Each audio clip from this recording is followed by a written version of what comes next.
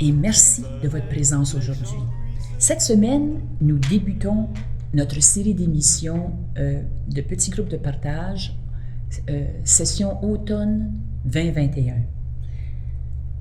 Nous nous pencherons sur l'exhortation du pape François, intitulée « Avec un cœur de père ». Vous connaissez bien mon invité, Émile Guy. Bonjour, Émile. Bonjour, Paulette.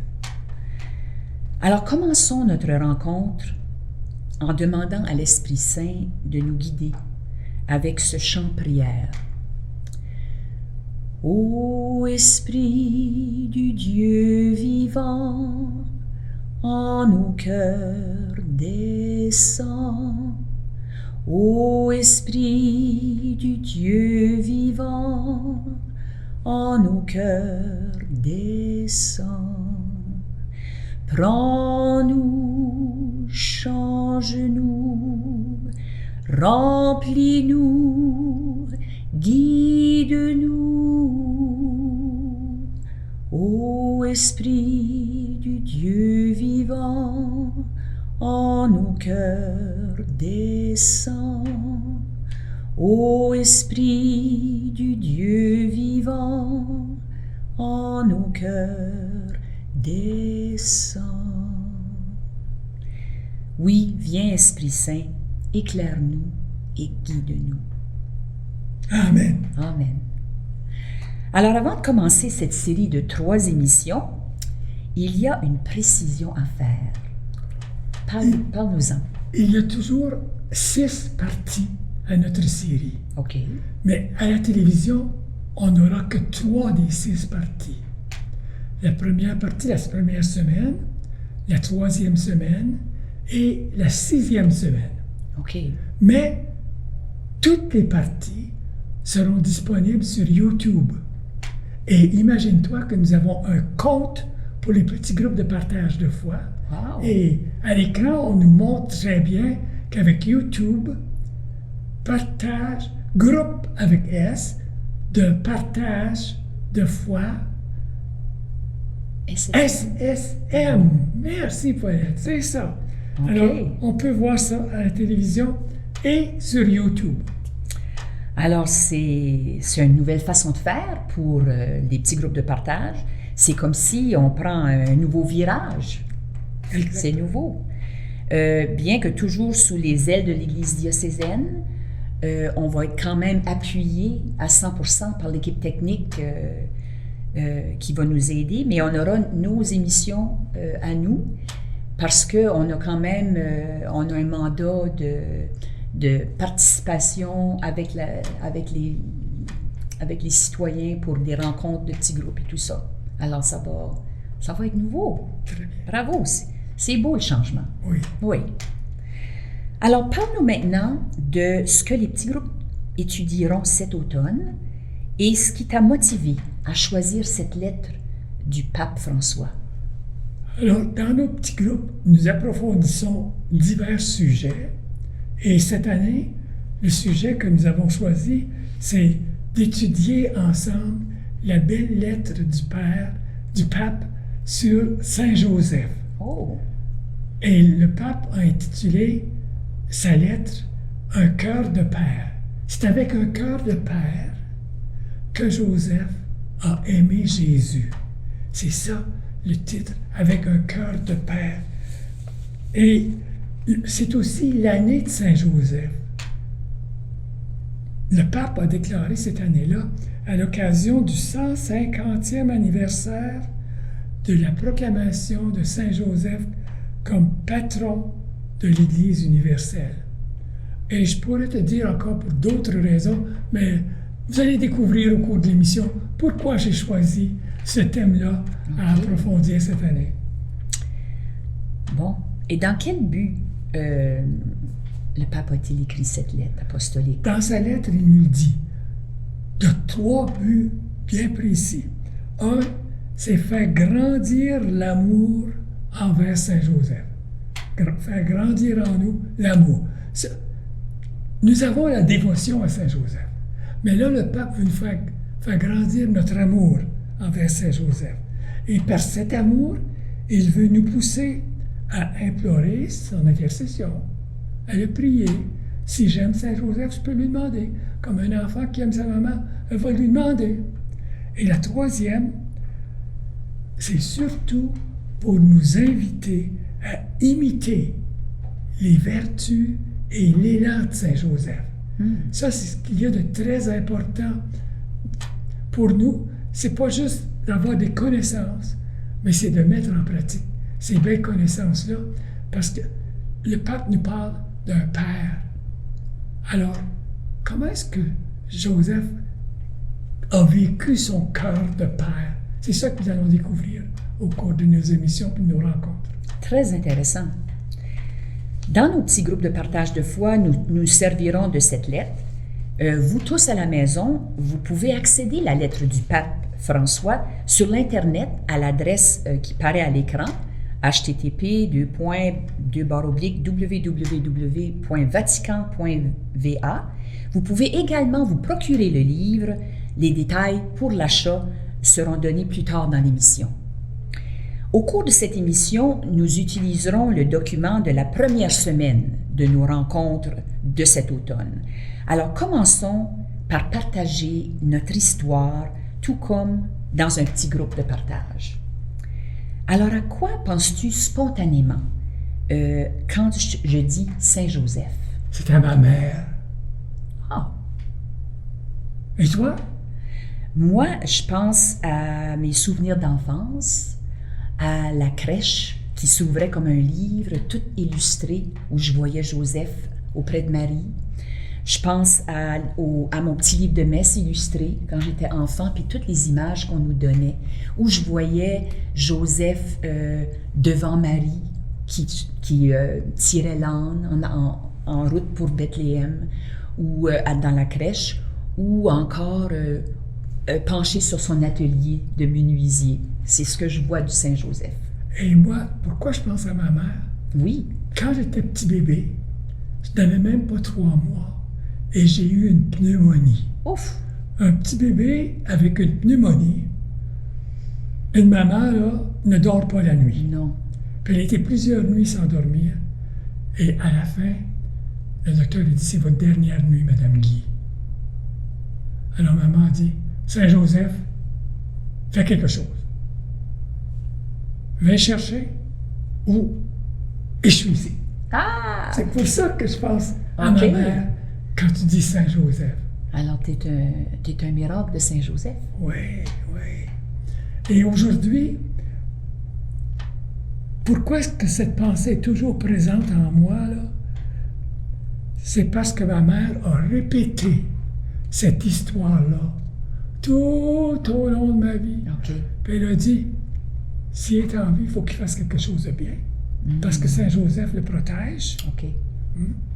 Et je prie Saint-Joseph tous les jours. Pourquoi je pense? Je suis allé à l'oratoire Saint-Joseph. En tout cas, beaucoup d'autres raisons. En tout cas, OK. ça va. Alors moi, pourquoi je pense encore à lui? Ben, c'était un bon père. Il était présent. Il était fidèle. Il était toujours auprès de Marie pour l'appuyer. C'est ça. C'est bon. Alors, passons à la parole choisie pour cette semaine. C'est une parole tirée du livre de la Genèse. Je vous la lis. Après ces événements, la parole du Seigneur fut adressée à Abram dans une vision. « Ne crains pas, Abram, je suis un bouclier pour toi. Ta récompense sera très grande. » Abram répondit, « Mon Seigneur Dieu, que pourrais-tu donc me donner? Je m'en vais sans enfant, et l'héritier de ma maison, c'est Eliezer de Damas. » Abraham dit encore, « Tu ne m'as pas donné de descendance, et c'est un de mes serviteurs qui sera mon héritier. » Alors cette parole du Seigneur fut adressée à Abraham. « Ce n'est pas lui qui sera ton héritier, mais quelqu'un de ton sang. » Puis il le fit sortir et lui dit, « Regarde le ciel et compte les étoiles, si tu le peux. » Et il déclara, « Telle sera ta descendance. » Abraham eut foi dans le Seigneur, et le Seigneur estima qu'il était juste. Parole du Seigneur. Nous rendons grâce à Dieu. Alors, qu'est-ce qui te frappe? Qu'est-ce qui nous frappe dans cet extrait? Moi, c'est le dialogue entre Dieu et Abraham. C'est un reflet d'une belle relation entre eux, une relation de foi et de confiance. Puis, une relation qui est peut-être possible pour moi et pour nous tous avec Dieu. Voilà. Et moi, ce que j'ai beaucoup aimé, c'est que le Seigneur a dit à Abraham, « Regarde le ciel. Regarde le ciel. » Oui, qu'est-ce que ça me dit à moi? Moi aussi, je peux regarder le ciel. Je peux regarder en haut. Mais souvent, Jésus a dit, « Ne restez pas là à regarder le ciel. Vous êtes sur la terre. » Alors, ce que ça me dit, Émile, regarde sur la terre. Tu vas voir des signes de la présence de Dieu dans ta vie tous les jours. Et même aujourd'hui, toi, tu es là, tu es un signe de la présence de Dieu. Riley est ici, c'est un signe. C'est lui qui est comme un père pour nous. Il nous organise notre émission. Alors, regarde les signes, Émile, et dis merci. Beau témoignage de gratitude, Émile. Merci. Bon, entrons dans la lettre du pape François maintenant. Qu'est-ce qui te frappe dans l'introduction? Oh, moi, c'est le titre. Oui. C'est le titre. Oui, c'est beau. Avec un cœur de père. C'est comme ça que Joseph a aimé Jésus, avec un cœur de père. Et c'est merveilleux. Puis nous allons découvrir, le pape va nous aider à découvrir quel est ce cœur de père. C'est un cœur plein de tendresse, d'accueil, d'amour. En tout cas, je ne dis pas tout parce qu'on a 6 émissions pour en parler. Exactement. Moi, ce qui m'a frappé, c'était le oui de Joseph. Comment il était différent de celui de Marie. Parce que Marie, elle a reçu l'ange, elle a eu un dialogue avec elle, puis au bout de la conversation, elle dit « Que ta volonté soit faite, mon Dieu. » Alors que Joseph, lui, c'était juste un songe, puis il se réveille, puis il agit. C'est un oui d'action, où il n'y a pas de parole. Alors, c'est vraiment différent, puis ça montre aussi comment il est discret dans son apostolat, Joseph. Et un petit bout là, que j'aime beaucoup, c'est que Joseph est toujours prêt à accomplir la volonté de Dieu. Tu en as parlé un tout petit peu de la volonté de Dieu. Mais ici, là, c'est que le pape nous dit toujours prêt à accomplir la volonté de Dieu. Et ça me dit à Émile, là, es-tu prêt à faire la volonté de Dieu? Tous les matins, tous les jours, tu dis que ta volonté soit faite. Alors, c'est très important. Oui. Saint Joseph, c'est un modèle pour moi parce qu'il a toujours fait la volonté de Dieu. Puis c'est sans doute pourquoi le pape Pie IX, en 1870, l'a nommé patron de l'Église catholique.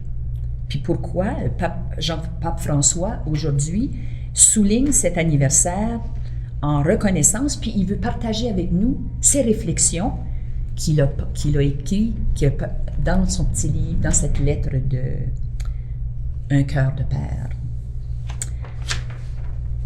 Alors, je veux partager aussi une petite citation que le pape a écrite que je trouve vraiment bien. Et je cite, là, « Nous pouvons tous trouver en Saint Joseph l'homme qui passe inaperçu, l'homme de la présence quotidienne, discrète et cachée, un intercesseur, un soutien et un guide dans les moments de difficulté. Saint Joseph nous rappelle que tous ceux qui, apparemment, sont cachés ou en deuxième ligne, jouent un rôle inégalé dans l'histoire du salut. À eux tous, une parole de reconnaissance et de gratitude est adressée. » Et ça me fait penser à un des évangiles qu'on vient de lire ces jours-ci, à nous autres. C'est que les apôtres étaient entre eux, puis ils parlaient en chemin, puis Jésus les entendait, puis il leur demande « De quoi parliez-vous en route? » Bien là, il avait été comme un peu gêné de dire « Qui va être plus grand, là? il s'en vient faire le royaume. Il s'en vient faire le royaume. Qui va être le plus grand? Est-ce que ça va être moi? Non, ça va être moi. Ils parlaient de ça entre eux-mêmes. Et Jésus, après ça, leur a dit, le plus grand, là, c'est celui qui va être le plus petit. C'est le serviteur de tous. Alors, Saint Joseph, là, le pape nous dit, Saint Joseph nous dit que il est tellement humble, il est effacé. C'est pas lui. Puis c'est peut-être un peu pour ça qu'il est passé dans l'oubli ces dernières années. Oh, et même Vatican II n'a pas aidé, hein? Parce que Vatican II, à un moment donné, voulait centrer beaucoup sur Jésus, puis voulait faire disparaître ce qui n'était pas important pour nous garder centrés sur Jésus. Alors, on a même fait disparaître les statues de Saint Joseph de nos églises. Alors ça, c'est une autre raison pourquoi le pape nous rappelle. Puis même le pape a inséré dans la messe, quand on dit « Prions avec intercession de tous les saints, Saint Joseph, époux de la bienheureuse vieille Marie ». Alors, ça, c'est le pape qui veut vraiment attacher de l'importance à Saint Joseph, qui était comme perdu ou effacé. Oui, c'est bien. Alors, passons maintenant à la première lettre, la première partie de la lettre, qui s'appelle Père aimé. Qu'est-ce que le pape nous dit ici? Alors moi, je peux souligner la grandeur de Joseph. Il est quand même l'époux de la Vierge Marie et le père adoptif de Jésus. On dit adoptif, là, mais moi, je pense qu'il est vraiment le père terrestre. Oh, Marie a dit « Ton père et moi te cherchions ». C'est Marie qui a dit ça. Oui. Marie n'a pas dit « Ton père adoptif te cherchait ». Non. Ton père et moi. Alors, Joseph est vraiment... Le père. Des fois, on pense père adoptif, mais il est vraiment le père de Jésus. Oui. Et toi, Émile, qu'est-ce que tu en as pris? Moi, j'aime beaucoup quand le pape dit que Saint Joseph a fait le don total de lui-même. Il s'est donné complètement, et à Marie, et à Jésus, puis il se donne encore à nous autres. Oui. Donc, total. Et ça nous invite, nous autres aussi, à donner notre vie. Oui. On dit, qui donne sa vie, la gagne. Mais qui essaie de la garder, la perd. Alors, Saint Joseph est un modèle pour nous de don de la vie pour se servir. Oui. Les plus petits. Oui. Et d'ailleurs, ce modèle de serviteur, il a été adopté par le peuple. Il est très populaire. On voit son nom sur nos églises. Je pense à celle de Chelmsford. On voit son nom dans des congrégations religieuses. Je pense aux hospitalières de Saint-Joseph. On a son nom sur l'oratoire de Montréal. Puis on voit aussi que de nombreux saints l'ont beaucoup prié. Je pense à au Père André, Saint-André, qui en a fait son patron, le grand patron de ses prières. Le frère André, dans le temps qui était là, André, dans le temps qu'il était là, les gens allaient voir frère André, puis ils voulaient des guérisons du frère André. Frère André disait, c'est pas moi qui guéris, c'est Saint Joseph. Allez à Joseph, allez vers Joseph. Et puis en latin, il disait, ite ad Joseph. Okay. Allez vers Joseph. Et le peuple le dit dans sa lettre, allez à Joseph.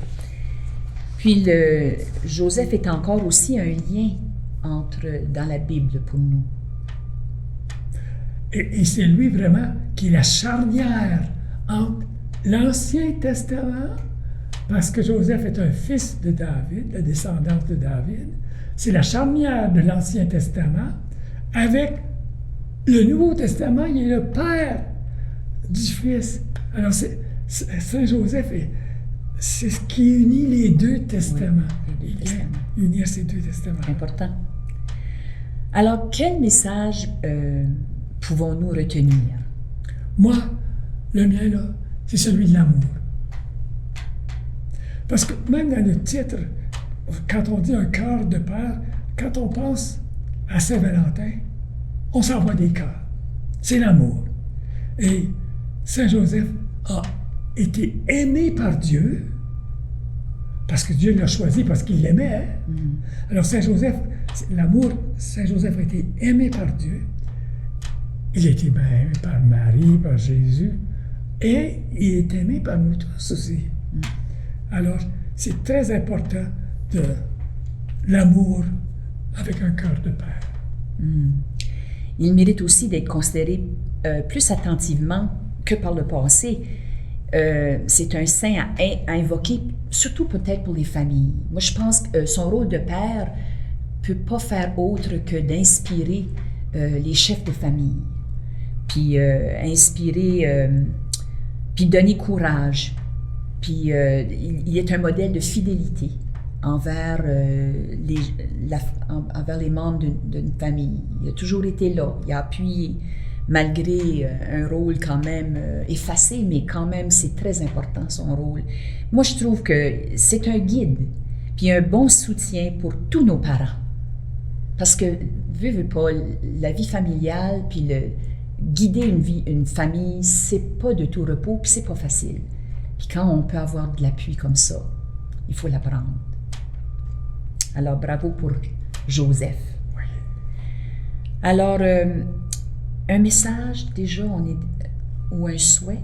Moi, mon souhait, là, c'est de faire lire la lettre de Saint-Joseph, la lettre que le pape a écrite. Elle n'est pas longue. Elle n'est pas longue. Elle se lit en quelques heures, ou bien si on peut prendre le temps de réfléchir un peu, oui. Mais elle n'est pas longue. Alors, mon souhait, là, c'est de faire lire la lettre en la faisant connaître et en faisant découvrir ce qu'est un cœur de père. Parce que la mère peut avoir un cœur de père. C'est ce que tu dis ça, hein? Oui, la mère peut avoir un cœur de père. Et surtout, dans toutes les familles, mais quand on a une famille monoparentale, puis seulement qu'une maman, alors il faut qu'elle aime beaucoup, même si le père, des fois, est absent. Alors elle, il faut qu'elle prenne la place, puis qu'elle aime avec un cœur de père et cœur de mère. Oui. C'est les deux. Tous les deux. Oui, on a besoin des deux dans la vie. Oui. Ben moi, je veux te remercier, Émile, pour tout le travail que tu as fait de préparation pour cette émission et puis tous les autres qu'on va avoir pour les rencontres de petits groupes de partage. Puis à travers de toutes les années aussi, que ça fait longtemps que tu fais ça, que le Seigneur te garde en santé auprès de nous pour longtemps. Afin de trouver l'exhortation, vous pouvez vous rendre sur le site du Vatican, à l'adresse qui va apparaître à l'écran. Avec Google, vous pouvez aussi faire une recherche comme suit, Exhortation apostolique Patris Cordé, puis vous trouverez le texte intégral. Puis vous pouvez aussi commander le livre avec l'information qu'on va vous donner à l'écran. Est-ce qu'on a le temps pour une prière? Ben oui. Alors, vas-y. OK. Ô Dieu, qui dans votre providence ineffable avez daigné choisir le bienheureux Joseph pour être l'époux de votre très sainte mère, faites, nous en prions, que le vénérant ici-bas comme protecteur, nous méritions de l'avoir pour intercesseur dans le ciel. Ô vous qui vivez et régnez dans les siècles des siècles. Amen. Saint Joseph. Priez pour nous. Saint Joseph. Priez pour nous. Saint Joseph. Priez pour nous. Alors demandons à Dieu de nous bénir tous, de bénir spécialement toutes nos rencontres de cet automne, au nom du Père et du Fils et du Saint-Esprit. Amen. Et vous tous, chers fidèles téléspectateurs et téléspectatrices, je vous dis qu'il est encore temps de participer à un petit groupe de partage ou même d'en organiser un avec quelques amis. Communiquez avec votre paroisse ou avec Émile Guy, ici au centre diocésain. Il se fera un plaisir de vous aider.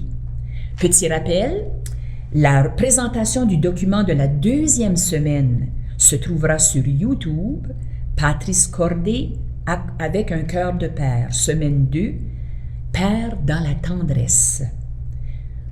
Alors, sans plus tarder, on peut peut-être chanter un beau chant à Joseph. Ben oui. Noble époux de Marie, digne objet de nos chants, Notre cœur t'en supplie, veille sur tes enfants. Veille, veille sur tes enfants. Veille, veille sur tes enfants. Le Sauveur sur la terre reçut tes soins touchants, toi qu'il nomma son Père. Veille sur tes enfants. Veille, veille sur tes enfants. Veille, veille sur tes enfants. Témoin de sa naissance et de ses jeunes ans, gardien de son enfance, veille sur tes enfants. Veille, veille sur tes enfants. Veille, veille sur tes enfants. Quelle belle berceuse. Merci. Merci. Merci à toi. Merci. Partageons les mots qui libèrent. Partageons